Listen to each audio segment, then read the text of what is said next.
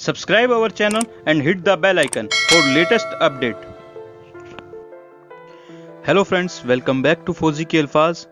हमारी Indian armed forces जैसे कि Indian army, Indian navy and Indian air force के सैल्यूट करने का तरीका डिफरेंट है। तो आज की वीडियो में हम इसी डिफरेंस के बारे में बात करेंगे। तो सबसे पहले हम जानते हैं कि सैल्यूट क्या है। A salute is a gesture or other action used to display respect. सबसे पहले बात करते हैं इंडियन आर्मी सैल्यूट की। इंडियन आर्मी के सैल्यूट करने का तरीका खुली हथेली को माथे से लगाकर सैल्यूट करना है, और खुली हथेली ये भी बताती है कि हाथ में किसी भी तरह का कोई वेपन नहीं है और आप उन पर पूरी तरह से विश्वास कर सकते हैं।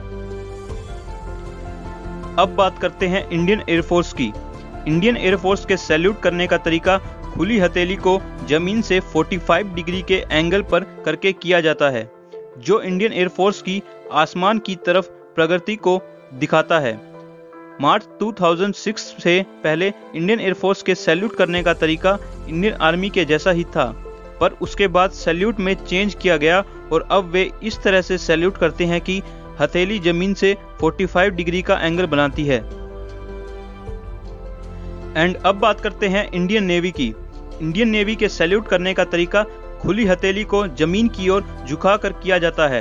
इंडियन नेवी में हथेली को इस तरह किया जाता है कि हथेली 90 डिग्री का एंगल बनाए।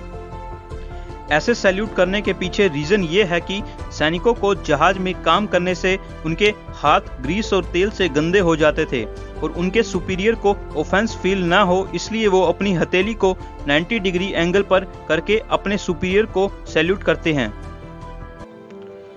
इसके अलावा इंडिया की पैरामिलिट्री फोर्सेस जैसे आईटीबीपी, सीआईएफ, सीआरपीएफ, बीएसएफ और एसएसबी, इन सब में सैल्यूट करने का तरीका भी इंडियन आर्मी की तरह ही है। मतलब सैल्यूट खुली हथेली को माथे पर रखकर ही किया जाता है।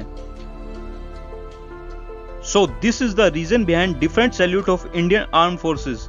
आपको ये वीडियो कैसी लगी आप मुझे कमेंट सेक्शन में बता सकते हैं। I will see you in the next video. Take care and जय हिंद।